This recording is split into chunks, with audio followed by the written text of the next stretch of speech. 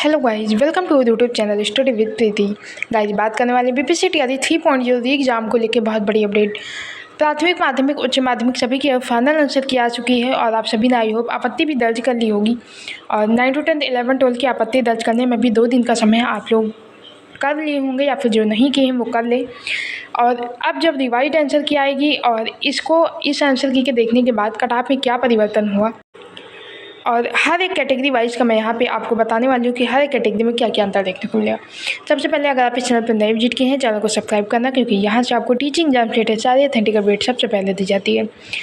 पहले मैं आपको नोटिस दिखाना चाहूँगी। यहाँ पे देखिए, शिक्षक बहाली में रोज़ नए घोटाले सामने आ रहे हैं।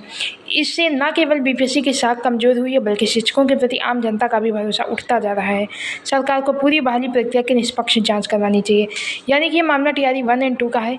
यहाँ पे जो है काफ़ी गड़बड़ी देखने को मिली है, और हम ऐसा कैसे मान लें कि टीआरई 3 में भी गड़बड़ी नहीं होगी, क्योंकि जब 1 और 2 में हो चुकी है तो 3 में भी होगी।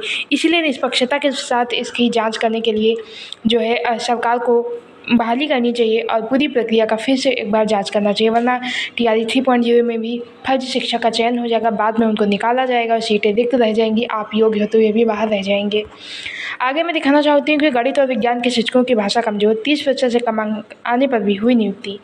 फिर वही बात है कि टीआरई 1 और 2 की बात मैं आपको बता रही हूँ कि भाषा में ये था कि 30% नंबर यानी कि 9 नंबर लाना है, लेकिन उसके बाद ये टीआरई 2 में जो है 9 नंबर भी जिन अभ्यर्थियों का नहीं आए वो भी सिलेक्शन देके आज शिक्षक बने घूम रहे हैं बिहार में।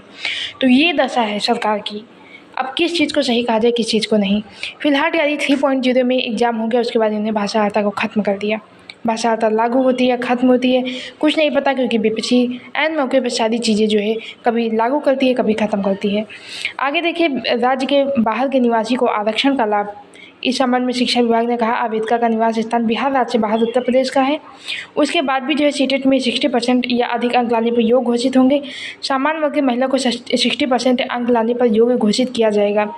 यानी कि यहाँ पे जो है अदर स्टेट की जो महिला है उसको भी आरक्षण का लाभ मिल रहा है, जो कि अदर स्टेट में सिर्फ जनरल कैटेगरी में हर एक कैटेगरी का जो है बच्चा जनरल में काउंट होता है, उसके बाद भी यहाँ पे आरक्षण का लाभ मिला।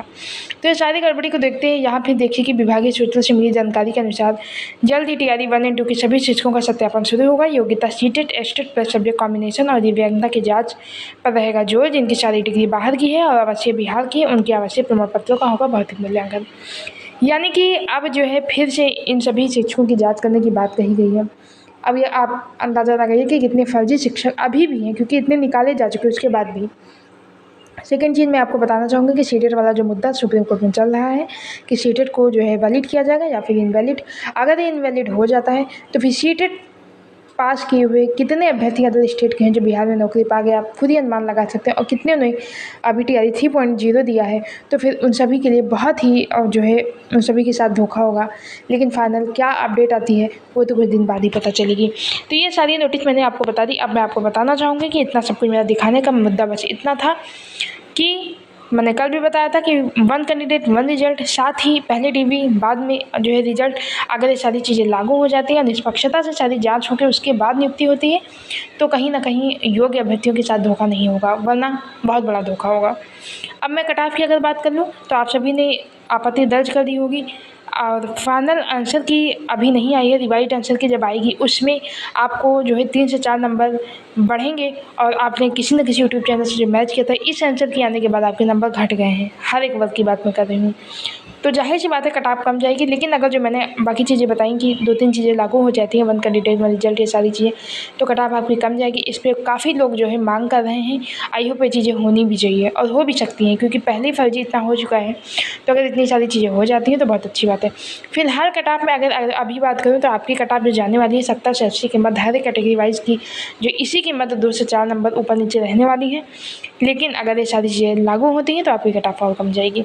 तो अभी के लिए इतना ही, मिलते किसी अपडेट के साथ किसी और वीडियो में। तब तक के लिए धन्यवाद।